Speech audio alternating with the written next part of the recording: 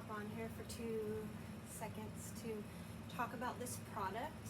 So this is golden modeling paste. It's semi-opaque, so it's basically, I believe, ground marble. So what happens is instead of like how gesso, you put it on and it becomes opaque. It becomes opaque, so you can't see under it. This dries translucent, and you can see through it. I had never used it before. I wanted to try it on this. So the other painting, I painted her, and she didn't turn out to be a mermaid like she was supposed to. And instead of painting over her, I decided, come here, Tom. All right, Tommy likes to say hi. He's just gonna say hi for a second because he doesn't like to be held. He just had something good to eat, and he's been being good. He fed the birds this morning, and he fed the kitties. We gotta put ice outside because I'm wearing chapstick. Okay, so he's done. All right. Okay. Good boy. All right. Let's see. Okay, so it dries transparent, and I saw someone using it, and I was like, wow, that looks really neat. And so it was who I had watched. I follow certain painters to see how they do things, and she makes a very profitable living off of her paintings. And she said that she was making a commission off of her. Somebody had asked for a certain type of painting, and she was using this to create it. So I was following her and what she was doing. So when I first started, so I followed what she did, and when I first started doing that, I realized right away it wasn't the way I would do it. So I started applying stuff, but I already know that I have a problem, so I'm very skimpy with using things. I'm very conservative. I'm very frugal, so sparing, and sometimes you're not supposed to be like that when you're painting. So you're supposed to be generous, and you're supposed to use like a lot, which is very hard for me. So I always have to talk myself out of it and use a lot.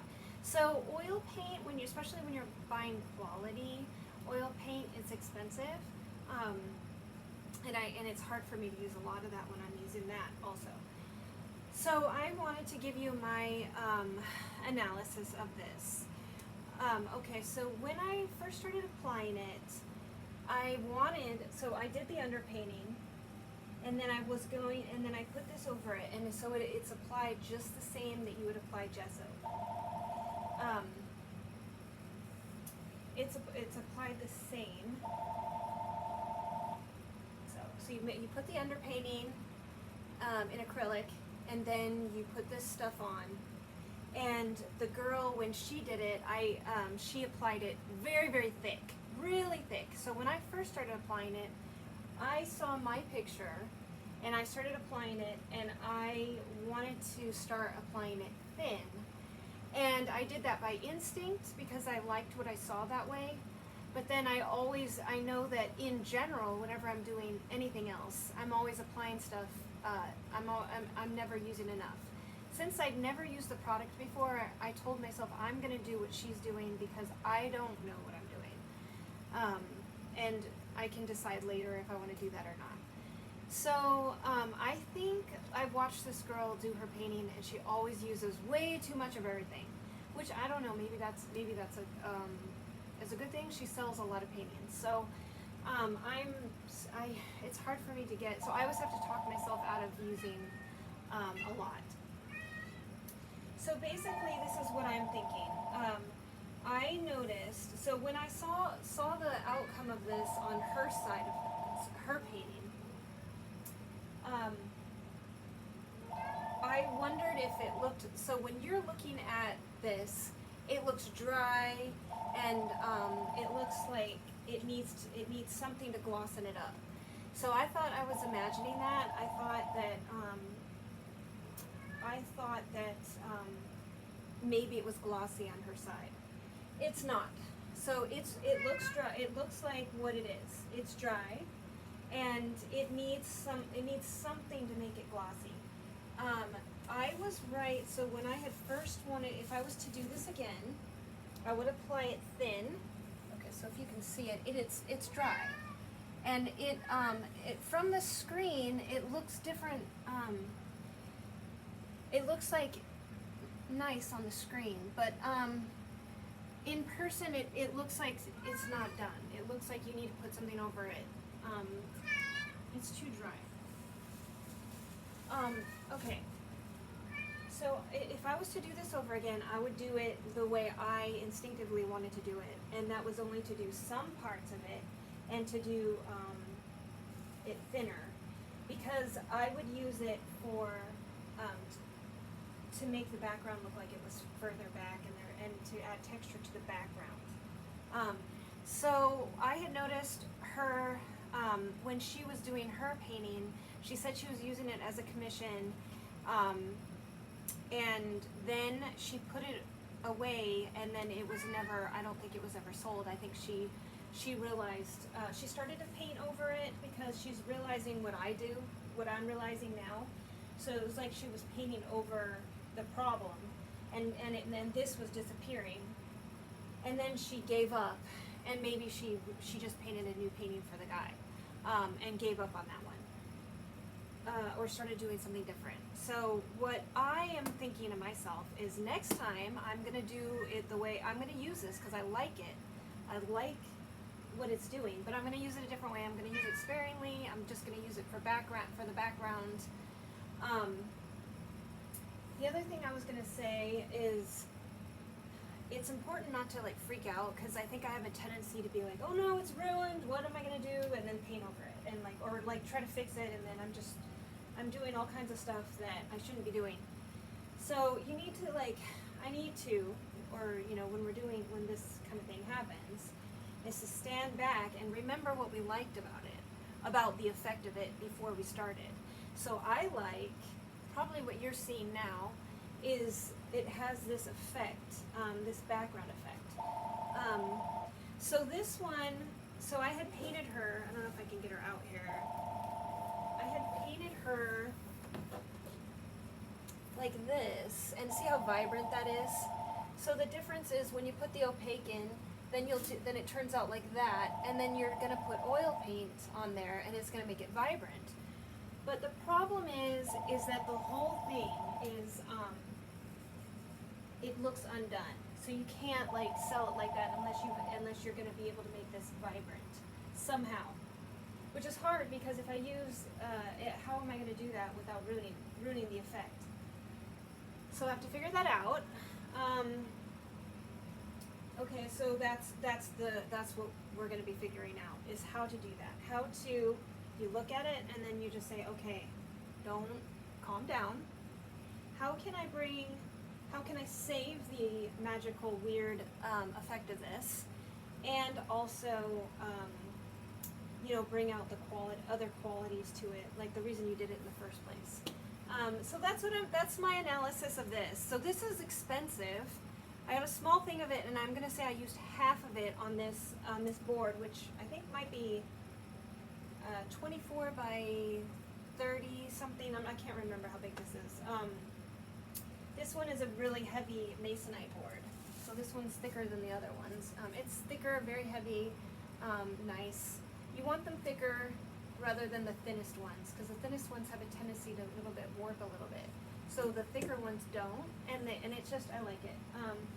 So I'll be, if she turns out good, then I'll use it for the cover of the mermaid skeletons. By the way, the chapter 5 is out right now. Chapter 6 will be coming out on Friday. The whole thing is written. The book is complete, but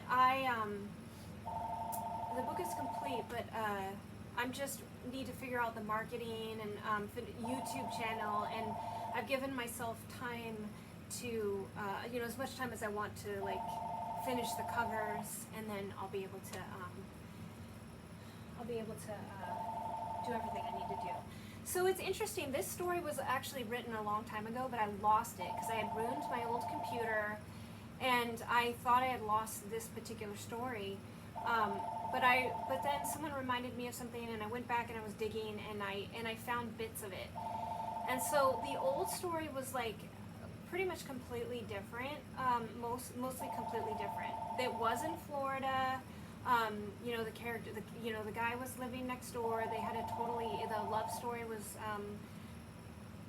much deeper in this story, in the old story, original story, but I had lost it. So when I rewrote it, it's not the same.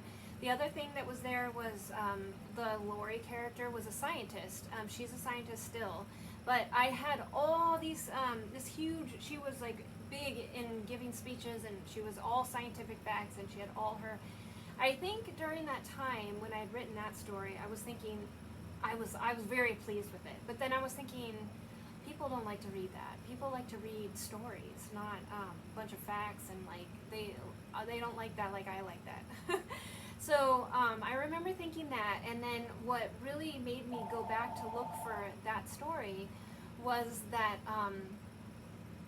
the our character was in the Navy, and I had completely forgot about that, and that sort of was like tied everything together with what the L character was doing, and so that's what made me go back and try to find it. But anyway, the story's written. I'm just revising it as I go, and I am putting a chapter out once a week.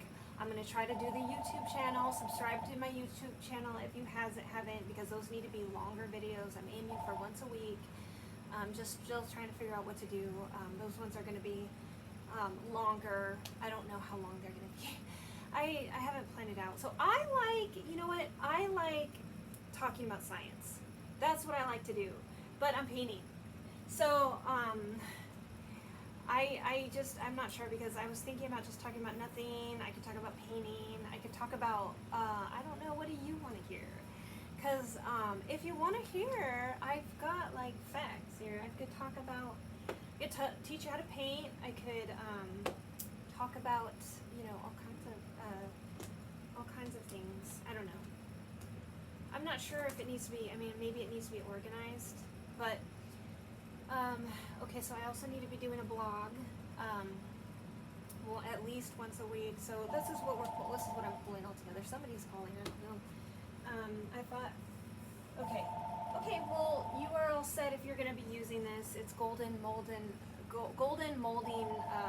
gel. It's expensive. I would say just go with your gut on it and what you think you would like to see. So for me, what kind of person are you? Do you like to use a lot of paint, or do you feel good just throwing a bunch of paint up there? Or are you like skimpy? Like I'm like really, I even unconsciously, I'm like always skimpy with everything. And so I was trying to do like this other girl, and so I used like half this bottle. So it was expensive. And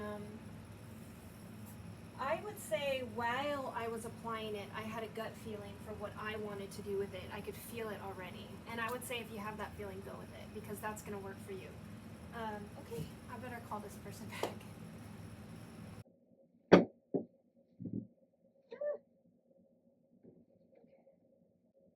see if you can see this better.